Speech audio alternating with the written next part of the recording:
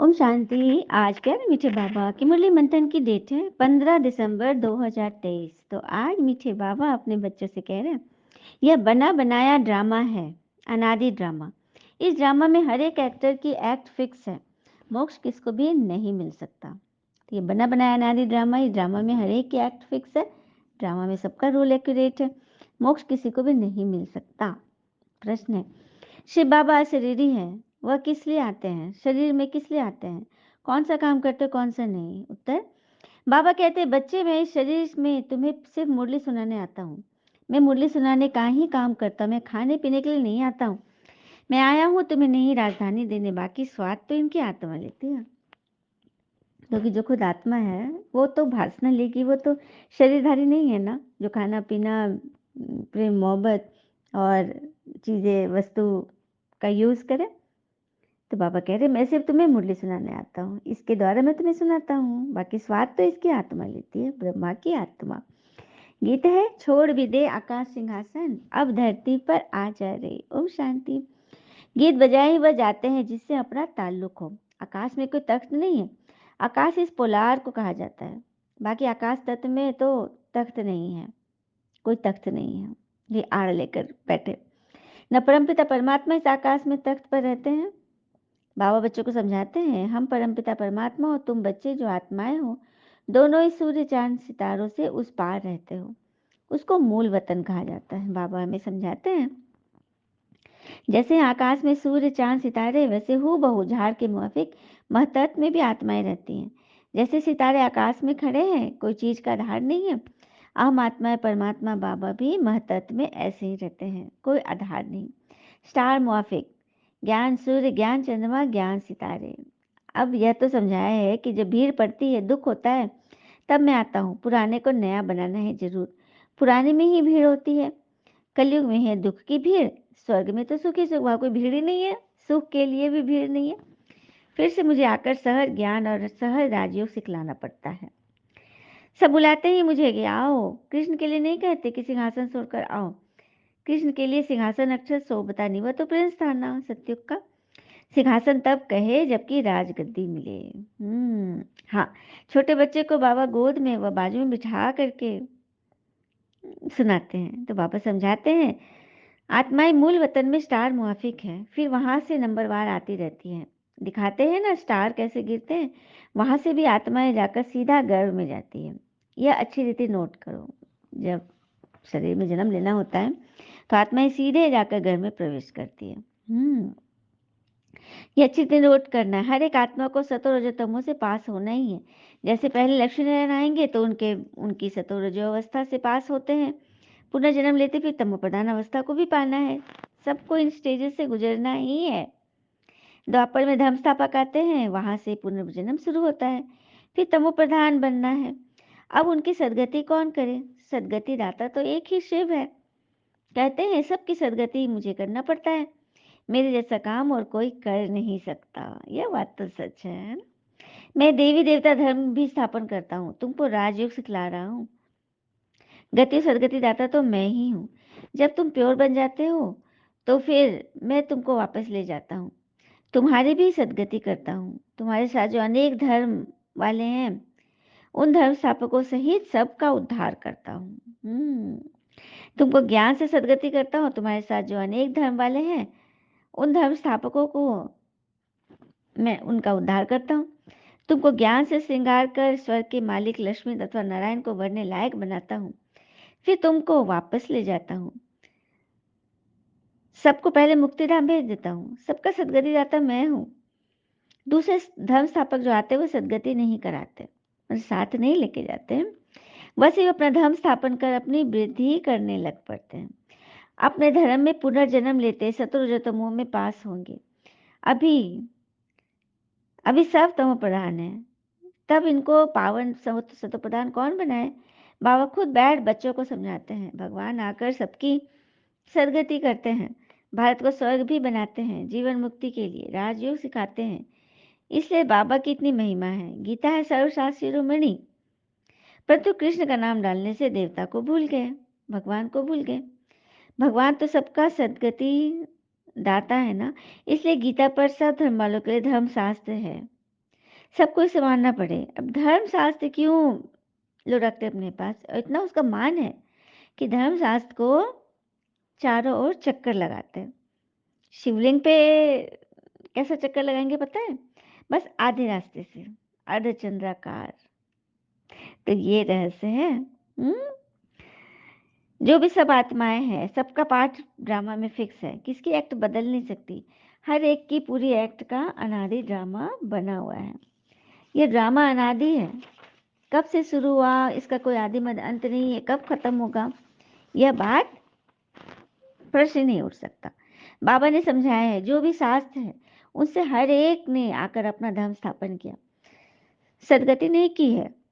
उन्होंने तो धर्म स्थापन किया है, उसके पीछे वृद्धि होती गई। कितनी कितनी गुह्य पॉइंट्स है, ऐसे निबंध लिखने जैसे हैं। यहाँ गपोड़े की बात नहीं, हार जीत का यह ड्रामा है। सत्युग में परमात्मा को याद करने की दरकार ही नहीं। परमात्मा को याद करे तो फिर यह बात भी समझे, हम ब्राह्मणों को उसने रचा है।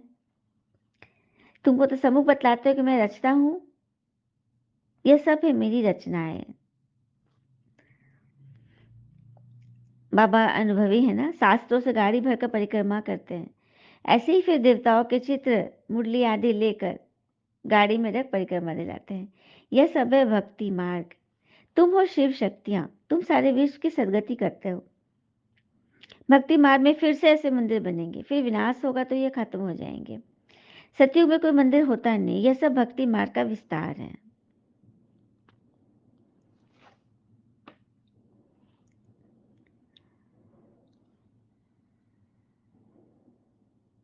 हाँ, भंभोर को तो आग लगनी ही है। अंतकाल जो नारायण सिर में, वही तो जाएंगे स्वर्ग में।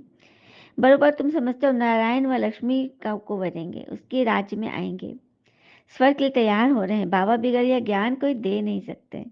यह बाबा भी कहते हैं कि हम इसको, अब हमको शिव बाबा ने बताया है। बाबा कहते हैं कि हमको शिव बाबा ने बताया है। इनको शक्ति सेना व पांडव सेना कहा जाता है। पांडव नाम है महारथियों पर, शक्तियों की तो फिर शेर की सवारी दिखाते हैं। हम्म तुम्हारी तो है योग बल की बात, अहिंसा का कोई अर्थ ही नहीं है।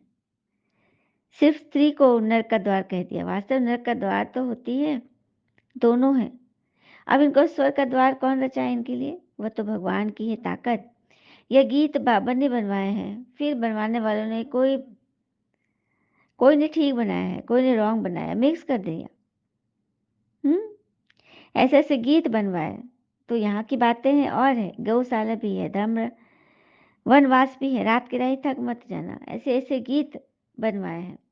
तो यहाँ की बातें और है, गौशाला भी है, वनवास भी है, परंतु अर्थ कुछ समझ नहीं सकते।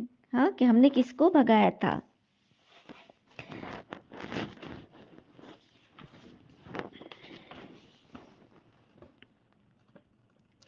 बाबा बिगड़ यह ज्ञान कोई दे नहीं सकते। पांडव नाम है महारथियों पर, शक्तियों के लिए फिर शेर की सवारी दिखाते हैं। गीता की महिमा बहुत करते हैं, परंतु गीता व महाभारत में जो हिंसक लड़ाई आदि दिखा दी है, यह तो हो नहीं सकता। तुम्हारी तो है योग बल की बात, कोई लड़ाई झगड़े नहीं, अहिंसा का अर्थ कोई भी नहीं जानते, है ना। सिर्फ स्त्री को नरक का द्वार कह दिया है, वास्तव में नरक का द्वार तो दोनों है। अब उनको फिर स्वर्ग का रास्ता, स्वर्ग के द्वार कौन कहेंगे उनको ले जाके।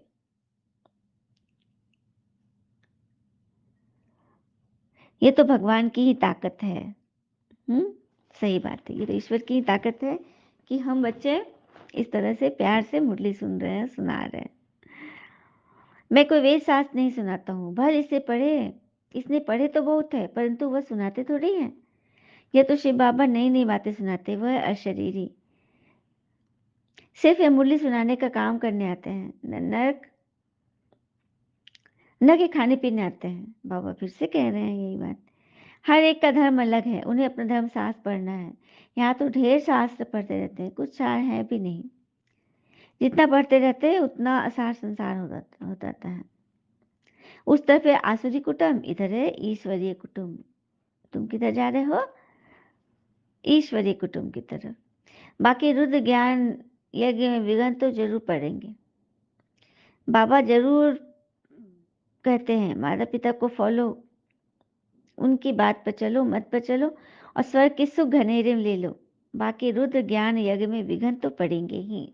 कई बार किसी बुजुर्ग के किसी एक्ट से बहुत ज़्यादा खिन्न हो जाते हैं, है ना, तो बस थोड़ी देर के लिए रहे, उसके बाद फिर से नॉर्मल हो जाए, तभी जगतजीत बनेंगे। यहाँ तो ब्रेन का काम है, मेहनत है।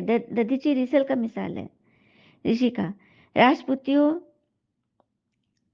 यहाँ तो बहुत परहेज रखनी पड़ती है। बाबा खुद अपना माल खिलाते हैं, ब्रह्मा बाबा खुद अपना भोजन खिला देते हैं। मीठे मीठे सीखे लदे बच्चों प्रति भगवान के नमस्ते, हम बच्चों के भी प्यारे बाबा को नमस्ते। धारणा के लिए मुख्य सार, पहले पॉइंट, ज्ञान की अच्छी धारणा के लिए पवित्रता के व्रत को समझना है, अपनाना है। अंतकाल है, लेकिन ऐसा अभ्यास करना जो एक बाबा के सिवाय दूसरा कोई देख न सके।